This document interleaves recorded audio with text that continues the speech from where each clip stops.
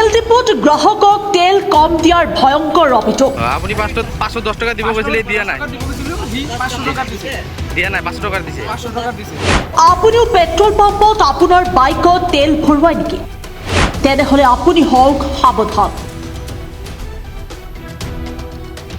510 টকালৈ 500 টকাৰ তেল দি গ্ৰাহকৰ লগত তৰ্কত লিপ্ত হৈছে তেল ডিপোৰ কৰ্মচাৰী।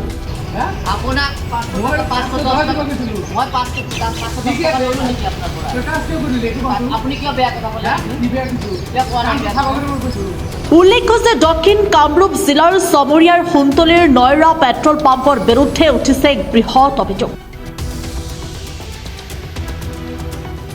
আজি সোণতলীৰ এজন গ্ৰাহকে তেল ডিপোটোত বাইকত পেট্ৰল ভৰাবলৈ যায় আৰু মিথুল পাটেল নামৰ কৰ্মচাৰীজনক 510 টকাৰ তেল দিবলৈ কয়, কিন্তু মিথুল পাটেল নামৰ এই কৰ্মচাৰীজনে তেওঁক 500 টকাৰ তেল আৰু 510 টকা লোৱাৰ চেষ্টা কৰে আৰু সেই কথাটো গ্ৰাহকে কোৱাত গ্ৰাহকৰ লগত হতাহতি কাজিয়াৰ সৃষ্টি কৰে কৰ্মচাৰীজনে।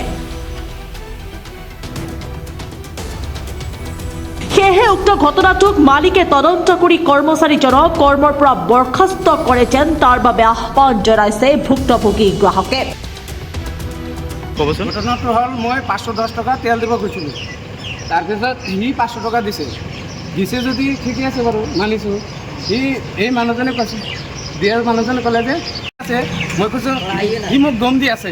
তাৰপিছত ক'লো কামটো ভালকৈ চাফা কৰিব লাগে। সি মোক মানে কি টাচ কৰিছে গাঁৱত।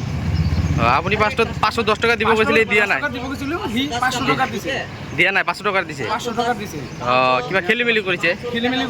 এতিয়া আপুনি কি জনাব এইটো লৈ? এইটো কি জানো, মানে এই পেট্ৰল পাম্প অনাৰক জনাইছোঁ যে ষ্টাফ কৰ্মচাৰী ৰাখিলে ভাল কৰ্মচাৰী ৰাখিব আৰু কাষ্টমাৰক ভাল ব্যৱহাৰ কৰিব লাগিব, এইটোৱে কথা।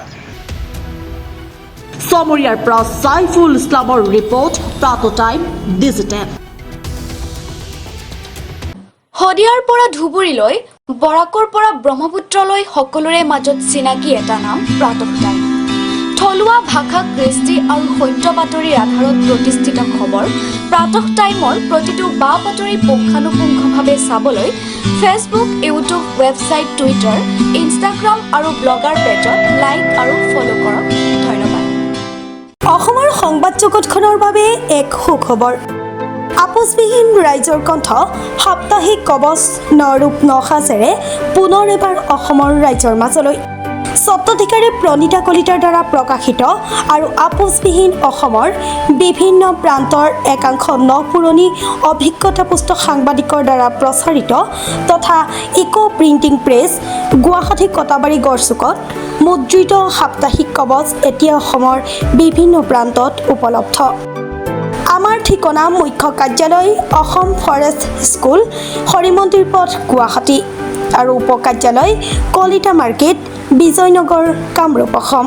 মোবাইল নম্বৰ হৈছে 9435114666 অথবা 9864084600 আৰু আমাৰ ইমেইল আইডি হৈছে kobos2025@gmail.com।